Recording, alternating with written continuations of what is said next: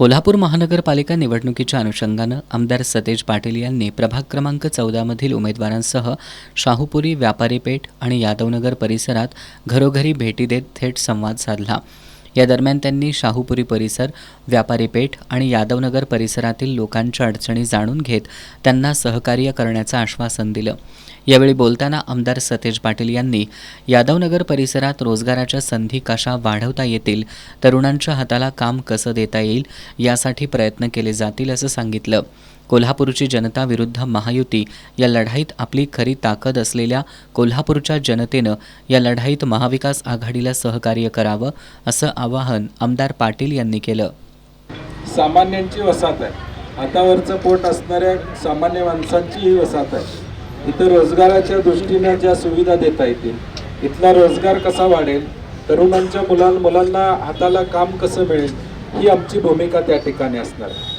आज आपण बघतोय उलट्या बाजूला भाजपचे मंत्री, आमदार, आता उद्या परवा उपमुख्यमंत्री येणार आहेत, त्यानंतर मुख्यमंत्री स्वतः येणार आहेत आणि ही लढाई कोणाबरोबर आहे, ते सगळे एका बाजूला आहेत आणि आपण सगळे एका बाजूला आहे। त्यामुळे महायुती विरुद्ध आपली कोल्हापूरची जनता अशी ही निवडणूक आहे आणि या कोल्हापूरच्या जनतेनं नेहमीच माझ्यावर प्रेम केलेलं आहे, सहकार्य केलेलं आहे। आत्ता सुद्धा ही संघर्षाची वेळ आहे। या संघर्षाच्या काळामध्ये मी आणि शिवसेना आम्ही एकटा असून सुद्धा कोल्हापूरच्या लोकांच्या बळावर ही निवडणूक लढवायचं काम या ठिकाणी करतोय। तुम्ही सगळे आहे ना बरोबर?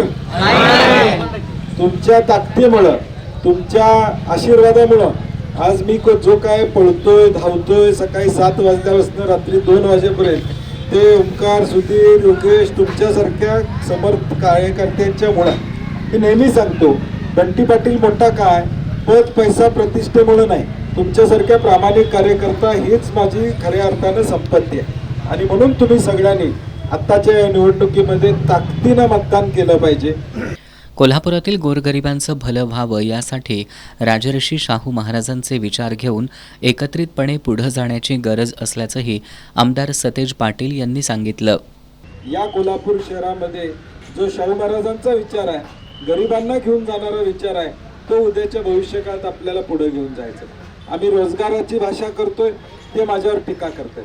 आम्ही महिलांना KMT मध्ये फुकट द्यायचं, फुकट प्रवास देणार आहे असं सांगतोय, विद्यार्थ्यांना KMTचा प्रवास फुकट करणार म्हणतोय, ते माझ्यावर टीका करताय। म्हणजे मी चांगलं करायला लागलो त्याच्यावरती टीका करण्याच्या पलीकडे काही या ठिकाणी करत नाही। आम्ही काय म्हणतोय, कोल्हापूरकरांचं भलं म्हणतोय। आम्ही काय म्हणतोय, तुम्हाला रोजगार देणार म्हणून सांगतो। आम्ही काय म्हणतोय, कोल्हापूरचे रस्ते चांगले करणार म्हणून सांगतोय। आम्ही काय सांगतोय, खड्डेमुक्त कोल्हापूर करणार, प्रदूषणमुक्त कोल्हापूर करणार, त्या ठिकाणी या आरोग्याच्या दृष्टीने चांगलं कोल्हापूर करणार। आणि ते मात्र फक्त आमच्यावर टीका करतात, ते चांगलं काय करणार सांगत नाही। आणि म्हणून हे सगळं चांगलं करायसाठी उद्याच्या भविष्यकाळात तुमची ताकद काँग्रेस आणि शिवसेनेच्या पाठीशी ठेवा।